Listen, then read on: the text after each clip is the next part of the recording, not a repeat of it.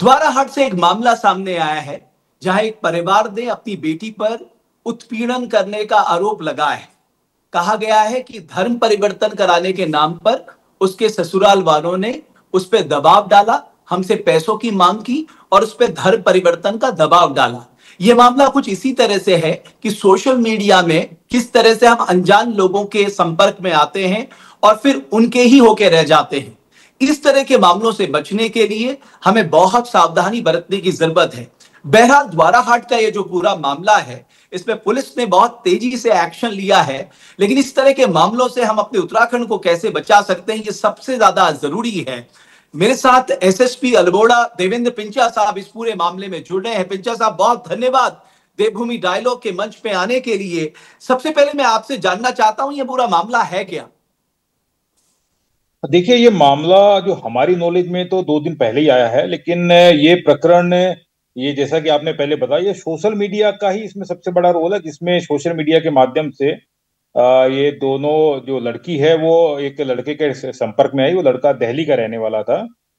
फिर इन्होंने जो भी इनमें आपस में बातचीत वगैरह हुई होगी, तो वही शादी का लगभग शादी की बात रही। शादी कराने के नाम पे ये लड़की फिर दिल्ली जाती है, दिल्ली में साथ में रहती है। लेकिन फिर जब वही टॉर्चर और दूसरा जो धर्म परिवर्तन वाली कुछ बातें उनमें सामने आई है, तो उनके फादर वहां जाके अपनी बच्ची को वापस लेके आते हैं। और उन्होंने यहाँ पर हमारे जो द्वाराहाट थाने हैं वहां पर उन्होंने लिखित तहरीर दी, जिसके आधार पे हमने इसमें एफआईआर दर्ज कर ली है। एफआईआर दर्ज करने के उपरांत तेजी से कार्रवाई करते हुए हमने जो आरोपी है उसको दिल्ली से ही हमने गिरफ्तार कर लिया है और जेल उसको भेज दिया गया है। बाकी इसमें फर्दर इन्वेस्टिगेशन अभी चल रही है इसमें, और अगर कोई इन्वॉल्वमेंट है या किस किस का क्या रोल है, उसके अकॉर्डिंगली जो भी होगा उसमें हम उसमें तह तक गहराई तक जाएंगे और इसमें जितना सख्त हो सकता है उतना हम एक्शन लेंगे। लेकिन इसमें एक जो पूरा मैं अगर घटनाक्रम देखूं तो 2022 में भी पहले इस तरह की शिकायत थी, तब ये बच्ची नाबालिग थी। उसके बाद अब ये 2025 में इसी तरह का प्रकरण सामने आ गया। जी, आप सही कह रहे हैं। 2022 में जब ये बच्ची नाबालिग थी, उस समय भी यही इसी तरह की घटना इसके साथ हुई थी। ये इसके साथ ही गई थी। पुनः जब बालिग हो गई तो लगता है पुनः ये आपस में संपर्क में सोशल मीडिया के थ्रू आए हैं, और उसके बाद वो शादी के नाम पे ये लोग साथ रहे हैं।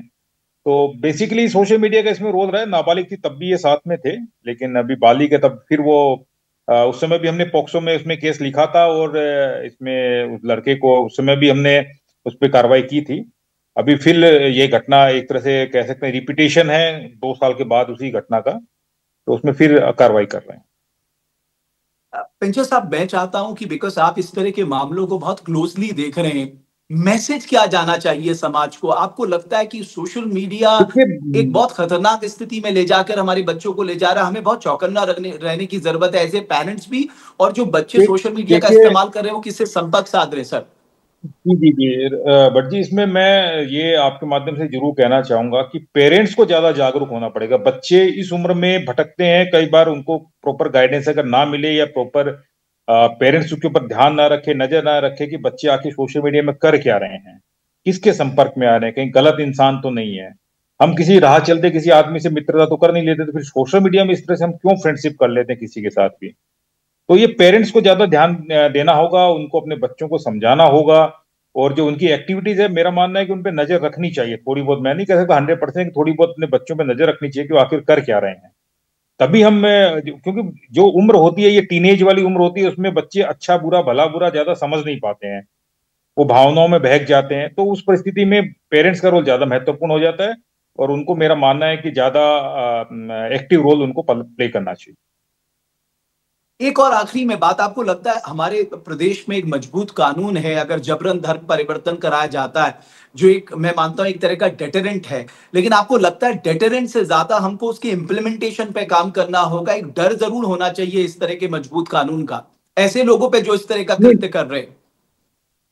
देखिए, ये एक अच्छी बात है कि हमारे स्टेट में उत्तराखंड धार्मिक स्वतंत्रता अधिनियम 2018 यहाँ पर लागू है, और उसको हम इम्प्लीमेंट भी कर रहे हैं इसमें। लेकिन मेरा मानना है कि ठीक है, डेटरेंट है, हम उसमें कार्रवाई भी कर रहे हैं। जो आता है, इस तरह की घटनाएं आती है तो हम उसमें कार्रवाई भी की है। लेकिन उससे ज्यादा अवेयरनेस की भी काफी जरूरत है इसमें। मुझे ऐसा मानना है कि ठीक है, कानून अपनी जगह काम करता है, ये एक हथियार है, अलग तरह का है, लेकिन अवेयरनेस की भी बहुत आवश्यकता है। इसमें लोगों को अवेयर भी होना पड़ेगा, तभी इसमें हम ज्यादा इफेक्टिवली काम कर पाएंगे। बहुत धन्यवाद समय देने के लिए देवेंद्र पिंचा थैंक साहब। यू। बहुत महत्वपूर्ण बात थैंक यू आपने कपिल। कही कि परिवार के लोगों को बहुत चौकन्ना रहने की जरूरत है। सोशल मीडिया के थ्रू जो नई नई दोस्ती की जा रही है, किस तरह से फंसाया जा रहा है, उसके बाद पैसों का लालच दिया जा रहा है, धर्म परिवर्तन कराने की बात हो रही है, जो लव जिहाद की बात हो रही है, ये आज आम बात होती जा रही है। लिहाजा हम सबको बहुत चौकन्ना रहने की जरूरत है। खासकर बेटियों को बहुत ध्यान रखना होगा, वो जिससे बातचीत कर रही हैं वो सही में वो व्यक्ति है भी या नहीं।